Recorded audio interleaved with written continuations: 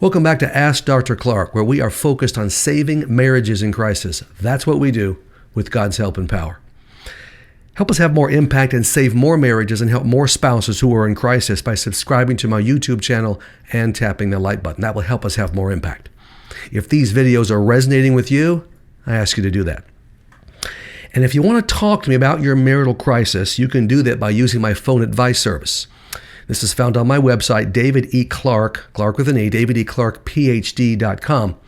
My videos, my books, all my resources are there, but I'm talking to people across the country, one at a time. I don't talk to couples on the phone, but if you're in a crisis, your spouse has left, you're living with an abuser, your spouse has had an adulterous affair, is involved in pornography, then I've got a plan of action for you, and we can talk about that in my phone advice service. You can check that out on my website. Now, today's question, and it's a good one. Can women be narcissists too? I get this question a lot, and this is a question that came in from a YouTube subscriber. I think I'm married to a female narcissist. It's been 15 years and nothing I do ever satisfies her. What are the characteristics of a female narcissist, and what can I do about it? Well, here's my answer. Oh yeah, yes. There are female narcissists, no question about it, plenty of them. And if you're married to one, it is beyond miserable, just as bad as living with a male narcissist, frankly. Now, here's a brief list of characteristics of a female narcissist. And often, the female narcissist also has borderline personality traits. Tough, nasty combination. 1, she can never be satisfied. You can't ever truly please her.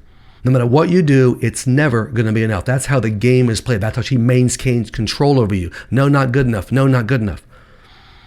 She's like a bucket with a hole in it. Her needs are never met. 2, dramatic, rapid, intense mood shifts. Now, women can tend to be moody, as can men. This is well beyond the normal mood shifts.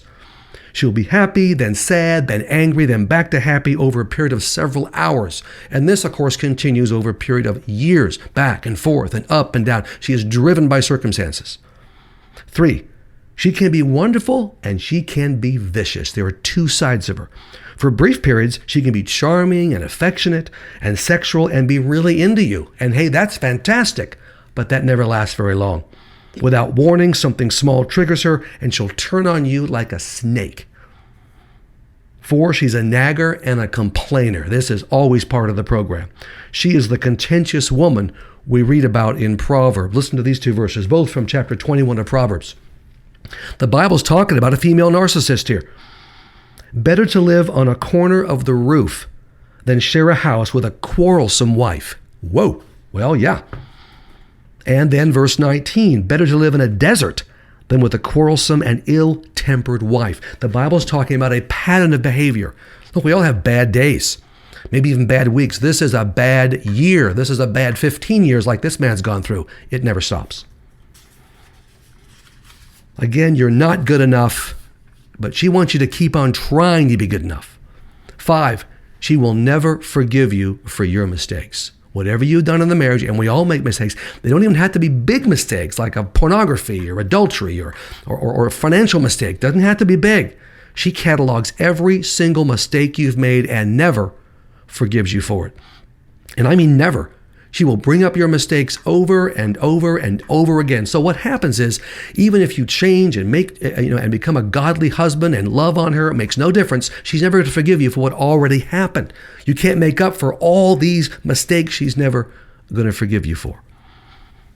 Well, okay, what's the solution? Does Dr. Clarke have a solution to living with a female narcissist? Yes, I do.